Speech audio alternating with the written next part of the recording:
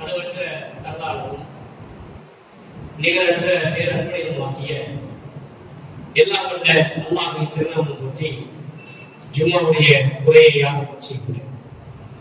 சாந்தியும் சமாதானமும் உலகத்திற்கு இறுதி தூதராய் அனுப்பப்பட்ட முஹம்மது நபி ஸல்லல்லாஹு அலைஹி வஸல்லம் அன்னவர்கள் மீதும் அவர்களுடைய குடும்பத்தார்கள் மீதும் அவர்களுடைய வாழ்க்கையை தன்னுடைய வாழ்க்கையை எடுத்துக்கொண்ட முத்தம் சத்திய சஹாபா பெருமக்கள் மீதும் சஹாபிய பெண்மணிகள் மீதும் தாபியங்கள் மீதும் நம் யாவர்கள் மீதும் அந்த ஏக இறைவனின் சாந்தியும் சமாதானமும் என்றென்றும் நின்றதற்கு வண்ணமாக என்ற பிரார்த்தனையோடு ஜும்மாவுடைய உரையை ஆரம்பிச்சிருக்கிறேன். அன்பார்ந்த எல்லாம் வல்ல அல்லாஹ்வின் நல்லடியார்களே, பெரியவர்களே, தாய்மார்களே, சகோதர சகோதரிகளே, அல்லாஹ்வுடைய மாபெரும் பேரொருளால் சத்தியத்தை அதனுடைய தூய வடிவில் அறிந்து கொள்வதற்காக வேண்டி நாமெல்லாம் இன்றைய ஜும்மாவுடைய தினத்திலே ஒன்று கூடியிருக்கின்றோம். நம்முடைய இந்த நல்ல நோக்கத்திலே எல்லாம் வல்ல அல்லாஹ் பயனுள்ளதாக ஆக்கி அழைப்பார்கள். அன்பார்ந்த இஸ்லாமிய பெரியவர்களே, அல்லாஹ்வால் கடமையாக்கப்பட்டுள்ள வாரந்தோறும் நடைபெறக்கூடிய இந்த ஜும்மாவுடைய தினத்திலே ஒவ்வொரு வாரமும் ஒவ்வொரு தலைப்பின் கீழ் சில விஷயங்களை நாம் அறிந்து வருகிறோம். அந்த அடிப்படையில் இன்றைய ஜும்மாவுடைய தலைப்பாக இஸ்லாத்தில் முழுமையாக நுழைந்து விடுங்கள் என்ற தலைப்பு இன்றைய ஜும்மாவுடைய உரையாக தேர்வு செய்யப்பட்டிருக்கிறது. அன்பார்ந்த இஸ்லாமிய பெரியவர்களே, அல்லாஹ் ரப்பல் ஆலமீன் இந்த பூமியை படைத்து இந்த பூமியிலே ஏராளமான வஸ்துக்களை அல்லாஹ் படைத்து அந்த ஏராளமான வஸ்துக்களில் மிகவும் சிறந்த வஸ்தாக, சிறந்த படைப்பாக, உன்னதமிக்க படைப்பாக, மகத்துவமிக்க ஒரு படைப்பாக இந்த மனித படைப்பை ஆக்கி இந்த மனிதன் நேர்வழி பெற வேண்டும் என்பதற்காக இந்த உலகத்திலே அவனுக்கு இஸ்லாம் என்று சொல்லக்கூடிய ஒரு மார்க்கத்தை கொடுத்து அவனுக்கு வழிகாட்டியாக பல தூதர்களை அனுப்பி இறுதி தூதராக முஹம்மது நபி ஸல்லல்லாஹு அலைஹி வஸல்லம் அவர்களை இறுதி தூதராக அனுப்பி இந்த மனிதன் இந்த இஸ்லாமிய மார்க்கத்தில் முழுமையாக வாழ்ந்து அவனுடைய உயிரை நீத்து நாளை மறுமையில் அல்லாஹ்வுடைய பொருத்தத்தை பெற்று அல்லாஹ்வுடைய சுபனத்தை அடைய வேண்டும் என்ற ஒரு கட்டமைப்பை இஸ்லாமிய மார்க்கம் நமக்கு ஏற்படுத்தி தந்திருக்கிறது. அல்லாஹ் ரப்பல் ஆலமீன் அவனது திருமறை குர்ஆனிலே நீங்கள் 114 அத்தியாயம் 6666 வசனங்கள், இந்த வசனங்களிலே அல்லாஹ் ரப்பல் ஆலமீன் அதிகமாக உச்சரித்த ஒரு வசனம் என்று சொன்னார். யா அய்யுஹல்லதீன ஆமனு என்று சொல்லக்கூடிய ஈமான் கொண்டவர்களே என்று சொல்லக்கூடிய இந்த வார்த்தையை அல்லாஹ் ரப்பல் ஆலமீன் திருமறை குர்ஆனிலே 89 இடங்களில் இந்த மனித சமுதாயத்தை பார்த்து அல்லாஹ் கூப்பிடுகிறார். யா அய்யுஹல்லதீன ஆமனு என்று சொல்லக்கூடிய இந்த வார்த்தையை அல்லாஹ் பயன்படுத்துகிறார் என்றால் இந்த மனித சமுதாயம் மேன்மை பெற வேண்டும், இந்த மனித சமுதாயம் இறைவனுக்கு கட்டுப்பட்டு நடக்க வேண்டும், இந்த மனித சமுதாயத்திற்கு சொல்லப்பட வேண்டிய செய்திகளை எல்லாம் சொல்லப்பட வேண்டும் என்பதற்காக அல்லாஹ் ரப்பல் ஆலமீன் ஈமான் கொண்டவர்களே என்ற இந்த வசனங்களின் மூலமாக மனித சமுதாயத்திற்கு பல்வேறு செய்திகளை காட்டுகிறார். அந்த பல்வேறு செய்திகளை அல்லாஹ் சொல்லக்கூடிய அந்த 89 தடவை அல்லாஹ் அழைக்கிறார். அந்த 89 தடவைகளை அல்லாஹ் அழைக்கின்ற பொழுது அதில் ஒரு தடவை அல்லாஹ் கூறி காட்டுகிறார். இரண்டாவது அத்தியாயத்தில் 208வது வசனத்தில் அல்லாஹ் கூறுகிறார், யா அய்யுஹல்லதீன ஆமனு, ஈமான் கொண்ட விசுவாசிகளே, ஆமனு குலு பிஸ்ஸில்மி காஃபா, நீங்கள் இஸ்லாத்தில் முழுமையாக நுழைந்து விடுங்கள். வலா தத்தபிஉ ஹுதுவாத்தி ஷைத்தான், ஷைத்தானுடைய அடிச்சுவடை ஒருபோதும் பின்பற்றி விடாதீர்கள். இன்னஹு அதுவும் முபீன், உங்களுக்கு பகிரங்க எதிரியாக இருக்கிறார் என்ற இந்த வசனத்தை அல்லாஹ் ரப்பல் ஆலமீன் ஈமான் கொண்ட அடியார்களை பார்த்து குறிப்பிட்டு காட்டுகிறார். இன்றைய உலக வாழ்க்கையிலே மனிதர்களாக வாழக்கூடிய நாம் ஒரு அரசாங்கத்தின் கீழே நாம் வாழ்ந்து கொண்டிருந்தால் ஒரு அரசாங்கம் சில அறிவிப்புகளை நமக்கு வெளியிடுகிறது என்று வைத்துக் கொள்வோம். அந்த அறிவிப்புகளை கேட்டு நாம் நம்முடைய வாழ்க்கையை பல்வேறு விஷயங்களில் நகர்த்தக்கூடியவர்களாகத்தான் இருப்போம். உதாரணமாக ஒரு அரசாங்கம் நமக்கு ஒரு அறிவிப்பு செய்கிறது, ஒரு பேரிடர் ஏற்பட போகிறது,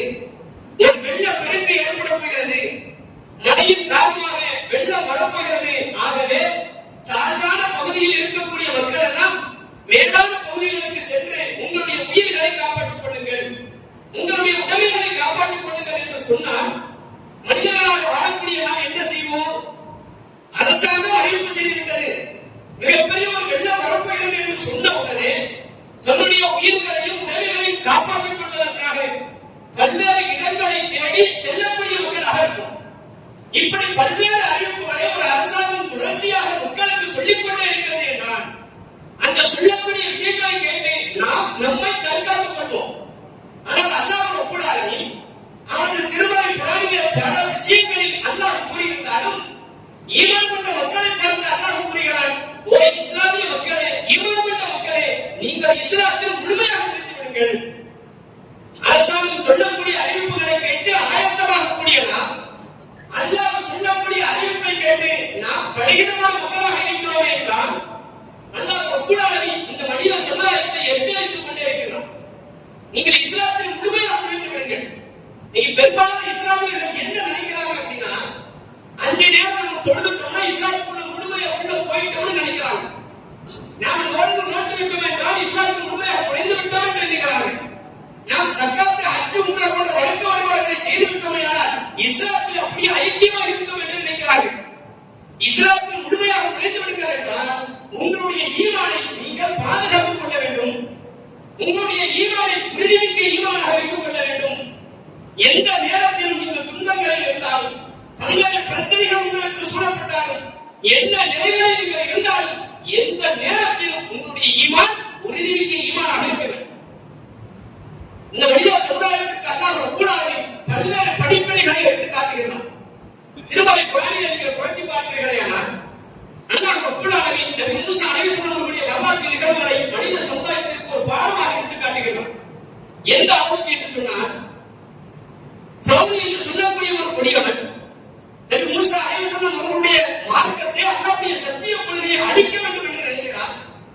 சூனியக்காரர்களை அழைத்து அவர்கள் பெரும் சூனியத்தை மக்கள் மத்தியில் அரங்கேற்ற வேண்டும். இந்த மூஸாவுடைய கொள்கையை இல்லாமலாக்க வேண்டும். இவர் சொல்லக்கூடிய இந்த சத்திய கொள்கையை ஓரங்கட்ட வேண்டும் என்று பல்வேறு திட்டங்களை தீட்டி பல்வேறு ஊர்களில் இருந்து சூனியக்காரர்களை வர வைத்து சூனியத்தை செய்வதற்கு முயற்சி செய்கிறார். அல்லாஹ் ரப்பல் ஆலமீன் நபி மூஸா அலைஹிஸ்ஸலாம் அவர்களுக்கு கொடுத்த கைத்தடி என்று சொல்லக்கூடிய ஒரு கம்பை அல்லாஹ்வுடைய அற்புதத்தின் மூலமாக அவர்கள் பாவமாக மாற்றி அந்த சூனியக்காரர்கள் எல்லாம் திகைத்து போய் என்று அந்த சூனியக்காரர்கள் உடனே சஜிதாவில் விழுந்தார்கள். எந்த ஆரமும் எந்த மூஸாவும் எந்த அல்லாஹ்வை ஏற்றுக்கொண்டார்களோ அந்த அல்லாஹ்வை நாங்கள் ஏற்றுக்கொள்கிறோம் என்று சொல்கிறார்.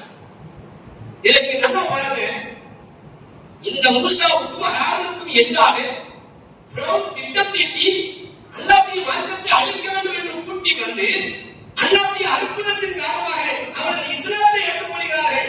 அவர்கள் உடனடியாக சஜிதாவில் விழுகிறார்கள். இஸ்லாத்தை ஏற்றுக்கொண்டு அடுத்த நிமிடமே அவர்கள் சொன்ன ஒரு வார்த்தை என்ன தெரியுமா? எந்த ஆரமும் எந்த மூஸாவும் எந்த அல்லாஹ்வை ஏற்றுக்கொண்டார்களோ அந்த அல்லாஹ் மீது முழுமையாக நாங்கள் நம்பிக்கை கொள்கிறோம்.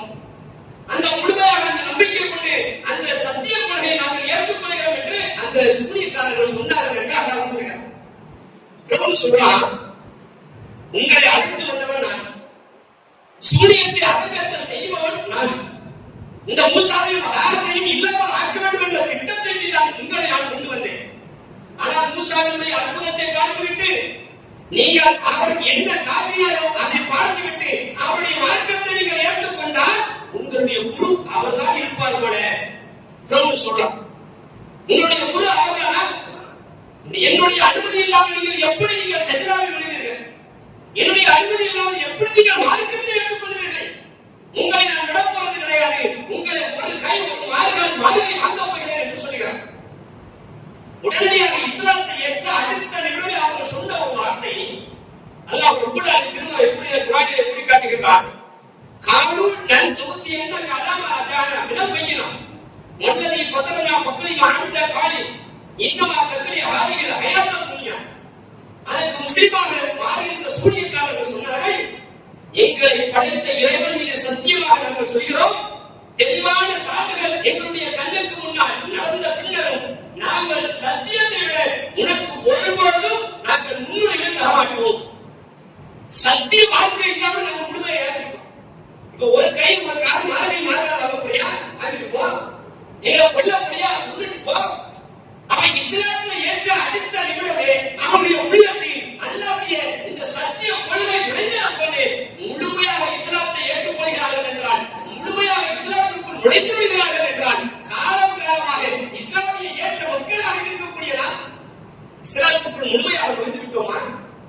சுய பரிசோதனை செஞ்சு பாருங்க.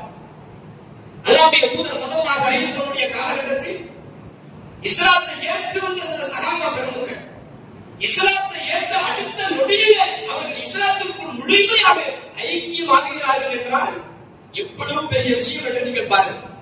நபிகள் நாயகம் ஸல்லல்லாஹு அலைஹி வஸல்லம் அவர்களுடைய காலகட்டத்தில் சத்தாத் இப்னு ஆத் என்று சொல்லக்கூடிய ஒரு நபித்தோழர், முஸ்லிமில் பதிவு செய்யப்பட்ட ஒரு செய்தி, நஸீரில் பதிவு செய்யப்பட்ட ஒரு செய்தி. அவர் ஒரு கிராமவாசியாக இருக்கிறார். அவர் இஸ்லாமிய மார்க்கத்தை ஏற்றுக்கொள்கிறார். இஸ்லாமிய மார்க்கத்தை ஏற்றுக்கொண்டதற்கு பிறகு ஹாதிமாக அவர் என்ன செய்கிறார்கள், ஹிஜ்ரத்தை மேற்கொண்டு வருகிறார். ஒரு கிராமத்தில் இருக்கிறார். அவர் சூழ்நிலை என்ன பண்றாங்க அப்படின்னா, ஒரு போர்க்களத்துக்கு செல்கிறார்கள். அந்த போர்க்களத்தில் கிடைத்த சில கனிமத்துடைய பொருளை கொண்டு வந்து சில சஹாபா பெருமக்களுக்கு பங்கிட்டு கொடுக்கிறார். அவன் எல்லாருக்கும் பங்கிட்டு கொடுக்கின்ற பொழுது இந்த சப்தாதிகுண ஆத் என்று சொல்லக்கூடிய ஒரு நபித்தோழர் கிராமத்தில் இருக்கிறார்ல, இவர் ரசூலுல்லாஹ் மறக்காம என்ன பண்றாங்க அப்படின்னா, இந்த கனிமத்துடைய பொருளை ஒரு பங்கை எடுத்து கொண்டு போய் இந்த சப்தாதிகுண ஆத்ல கொண்டு போய் கொடுங்க அப்படின்னு ரசூலுல்லாஹ் சொல்றாங்க. உடனடியாக இரண்டு நபித்தோழர்கள் என்ன பண்றாங்க, அவருடைய பங்கை எடுத்துக்கொண்டு இந்த சப்தாதிகுண ஆத் என்று சொல்லக்கூடிய நபித்தோழரை பார்ப்பதற்காக கிராமத்துக்கு போறாங்க. போன உடனே அவர் பார்க்கிறாங்க, அவர் வரவேற்கிறாங்க. என்ன விஷயம், எதுக்கு நீங்க வந்திருக்கீங்கன்னு கேட்கிறாங்க. அதுக்கு அந்த நபித்தோழர்கள் சொல்கிறாங்க, கனிமத்துடைய அந்த பொருளை அல்லாஹ்வுடைய தூதர் உங்களிடத்தில் கொடுத்து வர சொன்னார்கள். அவர் கேட்கிறார், நான் அது என்ன? நபித்தோழர்கள் சொல்றாங்க, கிஸ்முன் கஸமுன்னக ரசூலுல்லாஹி ஸல்லல்லாஹு அலைஹி வஸல்லம், அல்லாஹ்வுடைய தூதர் இந்த பொருளை உங்களுக்கு கொடுத்து வர சொன்னார்கள் என்று சொன்னவுடன் அவர் சொல்றாரு, அல்லாஹ்வுடைய தூதராக கொடுத்து வர சொன்னாங்க. ஆமா, அப்படி என்றால் மலாக்கினி இதா வாழ்க்க அதா அன்னுர்மா ஹாபுரா, இந்த இடத்தில் நன்றாக புரிந்து கொள்ளுங்கள், இந்த கனிமத்துடைய பொருளை நீங்கள் எனக்கு தருவதற்காக நான் இஸ்லாத்தை ஏற்றுக்கொள்ளவில்லை, அல்லாஹ்வுடைய தூதரை நான் சந்திக்க வேண்டும் என்று சொல்லி கிராமத்திலிருந்து மீண்டும் வருகிறார். ரசூலுல்லாஹ் உட்கார்ந்திருக்கிறார். ரசூலுல்லாஹ் கேட்கிறாங்க, அல்லாஹ்வுடைய தூதரே, இந்த கனிமத்துடைய பொருளை நீங்க கொடுத்துட்டீங்க. ஆமா, எதற்காக கொடுத்துட்டீங்க? இன்னொரு கிராமத்தில் இருக்கீங்க, எல்லாருக்கும் பங்கு வச்ச மாதிரி நான் உங்களுக்கு பங்கு வச்சு இந்த கனிமத்துடைய பொருளை நான் உங்களுக்கு தந்திருக்கிறேன். அப்படி என்றால் அல்லாஹ்வுடைய தூதரை நீங்கள் நன்றாக புரிந்து கொள்ளுங்கள், நான் இஸ்லாமிய மார்க்கத்தை ஏற்றுக்கொண்டது இந்த கனிமத்துடைய பொருளுக்காக. நீங்க நன்றாக புரிந்து கொள்ள வேண்டும். அல்லாஹ்வுடைய தூதர் வந்து அவர் சொல்கிறார், மலாக்கினி இதா வாழ்க்க அதா அன்னுர்மா ஹாபுனா, நன்றாக புரிந்து கொள்ளுங்கள் அல்லாஹ்வுடைய தூதரே, என்னுடைய தொண்டைக்குழிய அம்பு குத்தி நான் சாகப்பட வேண்டும். அல்லாஹ்வுடைய மார்க்கத்துக்கு நான் எதுக்கு வந்த தெரியுமா? நீங்க கொடுத்த கனிமத்துடைய பொருளுக்காக வரல, கனிமத்துடைய பொருளை கொடுப்பீங்கிறதுக்காக வரல. இந்த கனிமத்து வேண்டாம், ஒண்ணு வேண்டாம், நான் இஸ்லாமிய மார்க்கத்தை ஏற்றுக்கொண்டது உங்களோட போர்க்களத்தில் கலந்து கொள்ள வேண்டும். போர்க்களத்தில் கலந்து கொண்டு எதிரிகளுடைய அம்பு என்னுடைய தொண்டைக்குழியில் குத்தி நான் ஷஹீதாக்கப்பட வேண்டும் என்பதற்காக தான் இஸ்லாமிய மார்க்கத்திற்குள்ளே வந்தேன். இதுக்கு வந்து நீங்க நினைச்சீங்களா? கேட்க உடனே அல்லாஹ்வுடைய தூதர் ஸல்லல்லாஹு அலைஹி வஸல்லம் அவர்கள் கூறுகிறார்கள், ஃபஅமுத் அஹுல் ஜன்னா, நான் சொர்க்கம் செல்ல வேண்டும் என்பதற்காக தான் வருகிறேன். ரசூலுல்லாஹ் சொல்றாங்க, இன் தஸ்தகில்லாஹ யஸ்து, அல்லாஹ்வுடைய விஷயத்தில் நீ உண்மையாளராக இருந்தால் நீ என்ன சொல்றியோ அதை அல்லாஹ் அப்படியே ஆக்கும். நீ அல்லாஹ்வுடைய மார்க்கத்தை ஏற்றுக்கிட்டு ஷஹீதாக இருக்கிறதுக்காக தான் வந்த, நீ சொல்றது உண்மையாக இருந்தால் அல்லாஹ் உனக்கு அப்படியே ஆக்குவான். போயிட்டாரு. சில நாட்கள் கழிகிறது. அல்லாஹ்வுடைய தூதர் மீண்டும் போருக்கு அழைக்கிறார்கள். இந்த நபித்தோழர் சத்தாத் இப்னு ஆத் என்று சொல்லக்கூடிய நபித்தோழர் வருகிறார். அல்லாஹ்வுடைய தூதரோடு போர்க்களத்தில் கலந்து கொள்கிறார். அவர் எதிரிகளுடைய அம்பு தொண்டைக்குழியை குத்து அவர் அந்த இடத்திலே ஷஹீதாக்கப்படுகிறார். அல்லாஹ்வுடைய தூதர் ஸல்லல்லாஹு அலைஹி வஸல்லம் அவர்கள் போர்க்களத்தில் இறந்த சஹாபா பெருமக்களை பார்வையிடுவதற்காக வருகிறார். ரசூலுல்லாஹ் அப்படியே பார்க்கும்போது அவர் ஒரு ஓரமாக அம்பு தொண்டைக்குழியை குத்தி இந்த சத்தாத் இப்னு ஆத் என்று சொல்லக்கூடிய நபித்தோழர் இறந்து கிடக்கிறார். ரசூலுல்லாஹ் பக்கத்துக்கு போறாங்க. போன உடனே நபிகள் நாயகம் ஸல்லல்லாஹு அலைஹி வஸல்லம் அவர்கள் சொல்கிறார்கள், இவர் இந்த சத்தாத் இப்னு ஆத் அந்த கிராமவாசி தானே? சஹாபாக்கள் சொல்கிறார்கள், ஆமாம் யா ரசூலல்லாஹ், அந்த கனிமத்துடைய பொருளை கொடுத்து விட்டவன் அவர்தானே? ஆமா. அது வேண்டாம்னு சொன்னாங்க அவர்தானே? ஆமா. தொண்டைக்குழியில் அம்பு குத்தி நான் சாகப்பட வேண்டும், ஷஹீதாக்கப்பட வேண்டும் என்று சொன்னார் அவர்தானே? ஆமாம் யா ரசூலல்லாஹ். அல்லாஹ்வுடைய தூதர் ஸல்லல்லாஹு அலைஹி வஸல்லம் அவர்கள் அந்த ஜனாசாவை தூக்கி தன்னுடைய மடியில் வைத்து அல்லாஹ்வுடைய தூதர் அல்லாஹ்விடத்திலே இரு கரமேந்தி பிரார்த்தனை செய்கிறார்கள். அல்லாஹும்ம மராத அப்து, இறைவா இதோ உன்னுடைய அடிமை உன்னோடு வந்து விட்டார். அல்லாஹ்வுடைய தூதர் மடியில தூக்கி வச்சு பிரார்த்தனை பண்றாங்க. அல்லாஹும்ம ஹாதா அப்து, இவர் ஒரு உன்னுடைய அடியார். உங்களுடைய பாதையிலே இவர் என்ன செய்தார்? முஹாஜிராக இருந்தார், ஹிஜ்ரத்தை மேற்கொண்டார். குத்திர ஷஹீதை, இவர் இதோ ஷஹீதாக்கப்பட்டு விட்டார். ஆனால் ஷஹீதுல் இதா தாரி, இதற்கு நானே சாட்சியாக இருக்கிறேன் யா அல்லாஹ். ரசூலுல்லாஹ் சொல்றாங்க, இவர் என்ன சொன்னாரோ அதற்கு சாட்சி நான் தான், யாரும் இல்லை. அவர் எப்படி நினைத்தாரோ அதன்படியே தன்னுடைய வாழ்க்கையை அமைத்துக் கொண்டார். அவர் என்ன நினைத்தாரோ அதன்படியே மௌத்தாக்கிட்டார், ஷஹீதாகிட்டார். அல்லாஹ்வுடைய தூதர் அந்த நபித்துவதற்காக பிரார்த்தனை செய்கிறார்கள் என்றால், உலக வாழ்க்கையிலே இஸ்லாமிய மார்க்கத்தை ஏற்றுக்கொண்ட உடனே அவர்கள் இஸ்லாத்தில் முழுமையாக ஐக்கியமாகிறார்கள் என்றால், காலம் காலமாக இஸ்லாமியர்களாக வாழக்கூடிய நாம் இஸ்லாத்தில் முழுமையாக இருக்கிறோமா என்றால் பெரும்பாலான மக்கள் இருப்பதே கிடையாது. என்ன சொல்றோம்? சஹாபாக்கள் இருப்பாங்க, நம்மளால இருக்க முடியுமா? நபிமார்கள் இருப்பாங்க, நம்மளால இருக்க முடியுமா? நபி தோழர்கள் இருப்பாங்க, நம்மளால இருக்க முடியுமா? இப்படி உலக வாழ்க்கையில் ஒவ்வொரு வார்த்தைகளை சொல்லி சொல்லி தன்னுடைய வாழ்க்கையின் நேரங்களையும் காலங்களையும் கழித்துக் கொண்டே இருக்கின்றோம். நீங்க நன்றாக பாருங்கள், இந்த உலகத்தில் முஸ்லிம்களாக முஸ்லிம்களாக வாழக்கூடிய நாம், நம்முடைய இலக்கு மறுமை இலக்காக இருக்கும். ஆனால் உலகத்தினுடைய ஒவ்வொரு காரியங்களிலும் இஸ்லாமிய மார்க்கத்தில் முழுமையாக இருக்கிறோமா என்றால் பெரும்பாலான மக்கள் இருப்பதில்லை என்பதுதான் நிதர்சனமான உண்மை. எந்த அளவுக்கு என்று சொன்னால், ஜும்மாவுக்கு வரக்கூடிய கூட்டம் சுபகுடைய தொழுகைக்கு காணாமல் போகிறது. என்ன காரணம்? இஸ்லாத்துல முழுமையை இல்லைங்கிறதா காரணம். ஜும்மாவுக்கு வரக்கூடிய கூட்டம் அசருடைய தொழுகைக்கு காணாமல் போகிறது. என்ன காரணம்? இஸ்லாத்தில் முழுமையாக இல்லாமல் போனதுதான் காரணம். ஜும்மாவுக்கு வரக்கூடிய கூட்டம் மற்ற நேரங்களில் காலங்களையும் நாம் வருகின்றோமா என்றால் பெரும்பாலான பள்ளிவாசலில் வருவதே கிடையாது. எல்லா பள்ளிவாசலும் எடுத்துக்கோங்க, அது தௌஹீத் பள்ளியா இருக்கட்டும், சுன்னத் ஜமாத் பள்ளியா இருக்கட்டும், எந்த அமைப்பு கட்சி பள்ளியா இருக்க போது, ஆனால் ஜும்மாவுக்கு பள்ளிவாசல் கூட்டம் கூட்டமாக நிறைஞ்சு மழும்பி இருக்கக்கூடிய காலம் நேரங்களை பார்க்கின்றோம். அடுத்த வக்துக்கு இல்லாமல் போது காரணம் என்ன? அந்த இஸ்லாத்துக்குள்ள ஐக்கியம் ஆகணுங்கிறதா நிதர்சனமான உண்மை. இன்னைக்கு நல்லா பாருங்க, உலக வாழ்க்கையில இந்த ஈமான் என்று சொல்லக்கூடிய இந்த அஸ்திவாரம் இருக்குல்ல, இஸ்லாத்துல முழுமையா நுழைவு. ஆரம்ப காலகட்டத்தில் இந்த ஏகத்துவத்தை நாம் எடுத்து மக்கள் மத்தியில வைக்கின்ற பொழுது அப்ப இருந்த உறுதியான கொள்கை இப்ப இருக்குதா? இவ்வளவு இருக்கிறது ஒரு கொஞ்சம் சுய பரிசோதனை செஞ்சு பாருங்க. அப்ப இருந்த ஏகத்துவத்தினுடைய வெளிப்பாடு எப்படி? நம்மகிட்ட இருந்த உறுதிமிக்க கொள்கை எப்படி?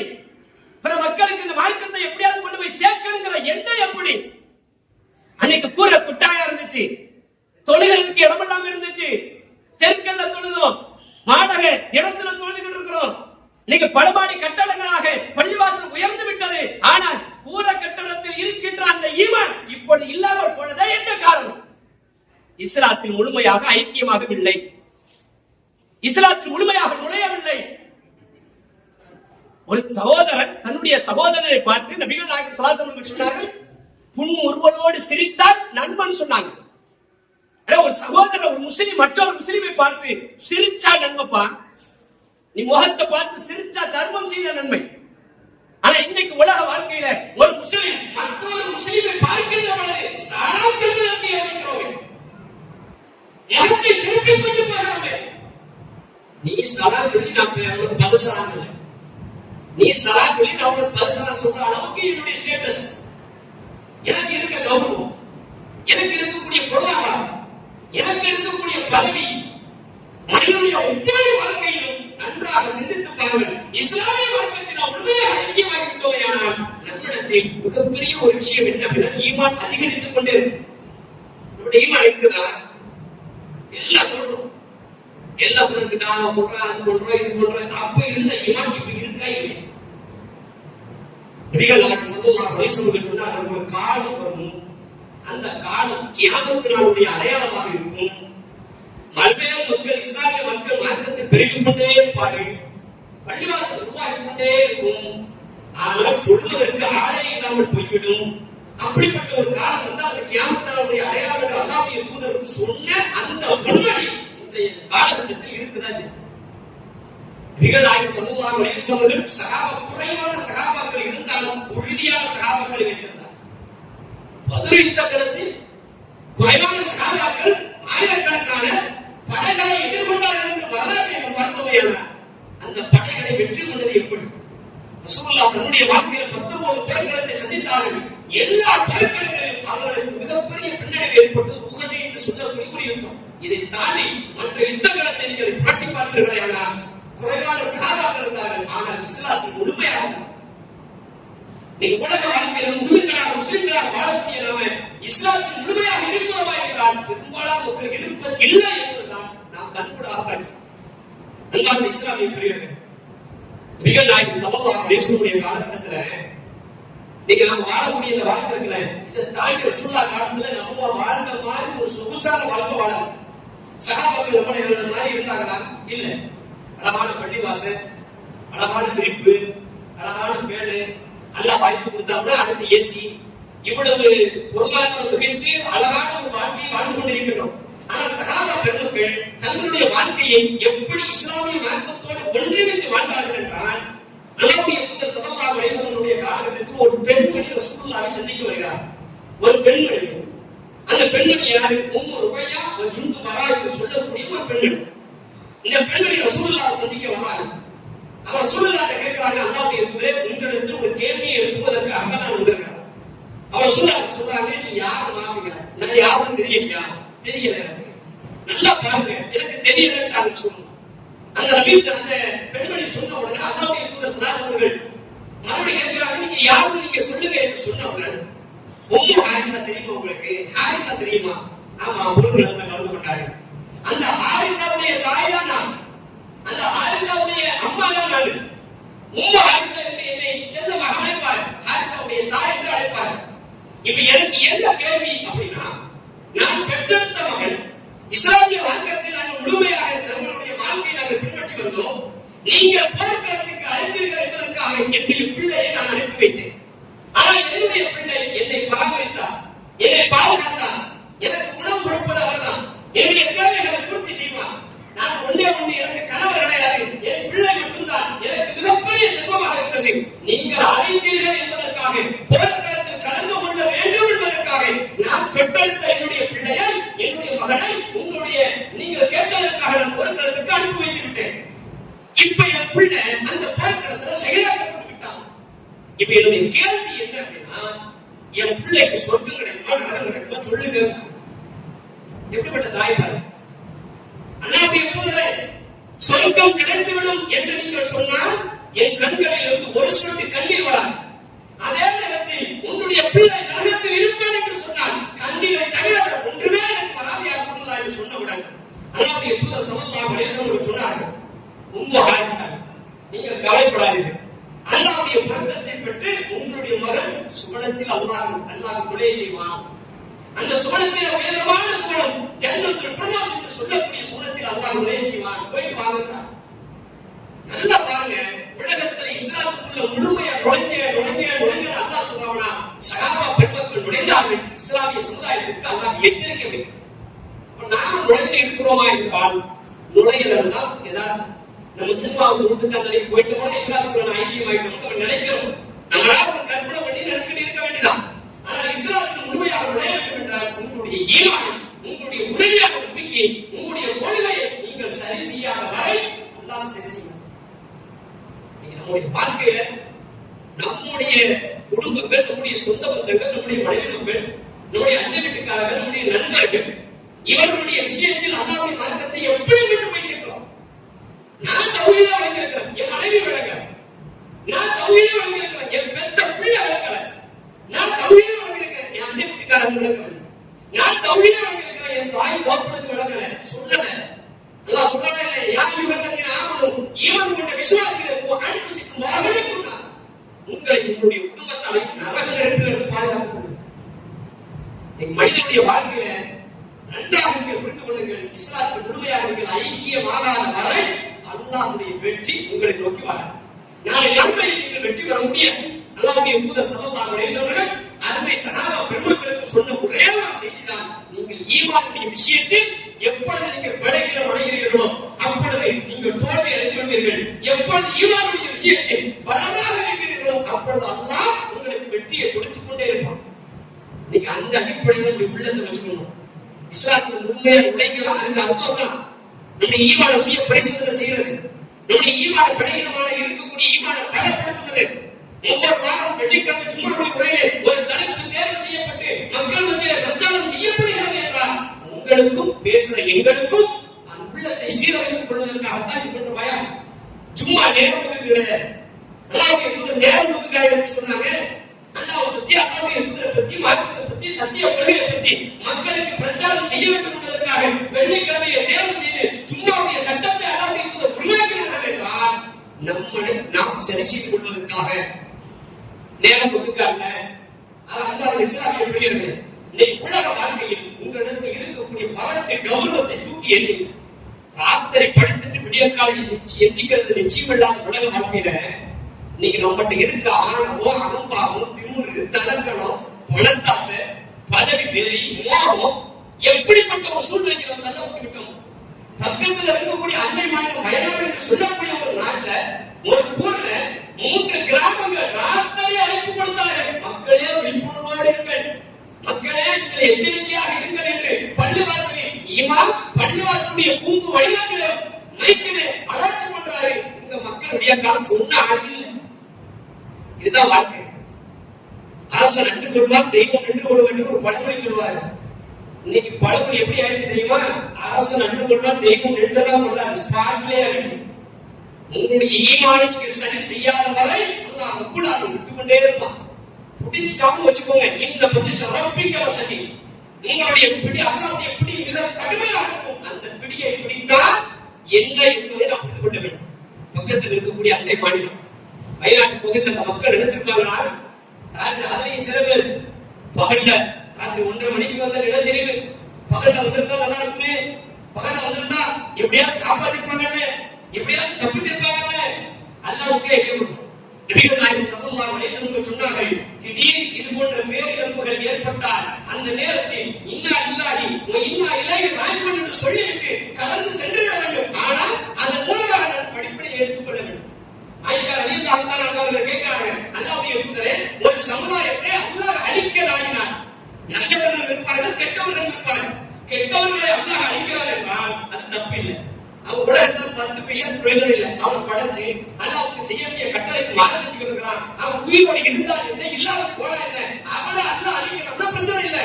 ஆனால் நல்லவர்களையும் சேர்த்து அல்லாஹ் அழிக்கிறானே, இது எப்படி எடுத்துக்கொள்வது? அல்லாஹ்வுடைய தூதர் சொன்னார்கள், அல்லாஹ் ரப்பல் ஆலமீன் அழிக்க நாடிவிட்டால் நல்லவர்கள் கெட்டவர்கள் என்று பார்க்க மாட்டார், எல்லோரையும் அழைத்து விடுவார். நாளை மறுமையிலே நல்லவர்கள் தனியாக பிரித்தெடுக்கப்படுவார். இதுதான் அல்லாஹ்வுடைய பார்வை. அல்லாஹ் ரப்பல் ஆலமீன் இதன் மூலமாக நாம் பெறக்கூடிய படிப்பினை, இந்த உலகத்தில் இஸ்லாமிய மார்க்கத்தை ஏற்றுக்கொண்ட நாம் இஸ்லாத்தை முழுமையாக புரிந்துவிடும். இஸ்லாத்தின் முழுமையாக நீங்கள் நுழையாத வரை இந்த உலகத்தில் வெற்றி பெற முடியாது, மறு உலகத்தில் வெற்றி பெற முடியாது.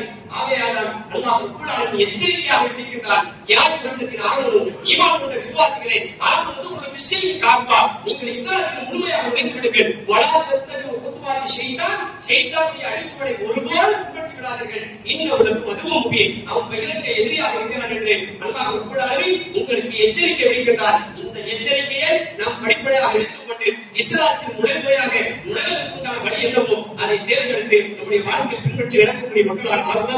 அப்படிப்பட்ட ஒரு வாழ்க்கையை அல்லாஹ் ரப்பல் ஆலமீன் உங்களுக்கு எனக்கு நந்தரமான வேண்டும் கூறி ஜும்மாவுடைய முதல் முறை நிகழ்ச்சி.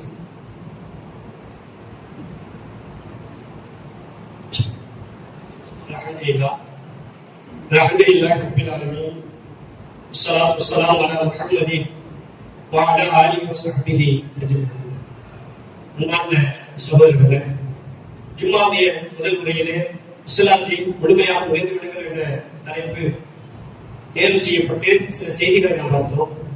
இந்த 2வது முறையிலே 3 அறிவிப்புகள். இன்ஷா அல்லாஹ் வருகின்ற ஞாயிறு போய் அடுத்த ஞாயிறு நம்முடைய ஜமாத்தின் சார்பாக இரத்த தான முகாமை நாம் ஏற்பாடு செய்திருக்கின்றோம். இரத்தம் கொடுப்பது சம்பந்தமாக பல்வேறு செய்திகள் இன்னைக்கு நமக்கு தெரிந்தார்கள். இஸ்லாமிய மார்க்கத்தினுடைய மிகவும் முக்கியம் வாய்ந்த ஒரு வசனம், ஒரு மனிதரை வாழ வைத்தவர் எல்லா மனிதர்களையும் வாழ வைத்தவர் போலாவார் என்று இஸ்லாமிய மார்க்கம் சொல்கிறது. அல்லாஹ்வுடைய மகத்தான பேரவர்களால் இந்த நாட்டில் இந்த சிறுபான்மை சமுதாயமாக இருக்கக்கூடிய இஸ்லாமிய சமூகம் எந்த மக்களுக்கு எந்த நேரத்தில் துன்பம் நடந்தாலும் துயரங்கள் நடந்தாலும் களத்தில் முதல் ஆளாக இருப்பது இஸ்லாமியர்கள் தான். அது மாற்று கருத்தே கிடையாது. அந்த அடிப்படையில் இந்த இரத்த தான முகாம் மூலமாக பல்வேறு மக்கள் பலனடைகிறார்கள். அது ஒரு ஆபரேஷனா இருக்கட்டும், பிரசவ அந்த டயமா இருக்கட்டும், அடுத்து விபத்துக்குள்ளாக்கப்படக்கூடிய நுகர்களா இருக்கும்.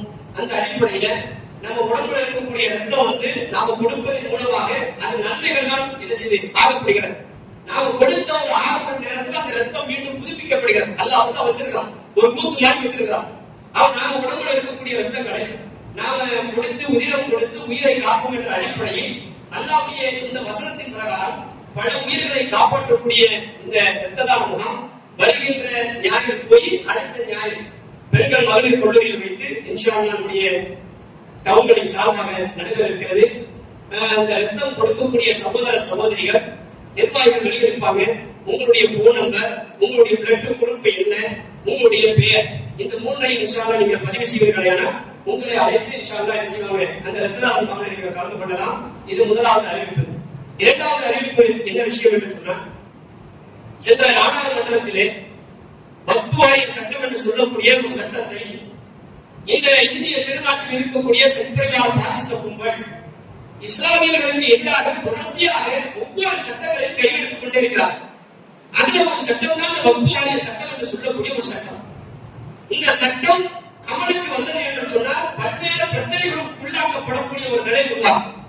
அது மிகவும் முக்கியத்துவம் வாய்ந்தது என்ன என்று சொன்னால், பள்ளிவாசல் வக்ஃபுடைய கண்ட்ரோல்ல இப்ப இருக்குன்னு வச்சுக்கோங்க. பள்ளிவாசல் வந்து சில பள்ளிவாசல் வக்ஃபுடைய கண்ட்ரோல்ல இருக்கும்.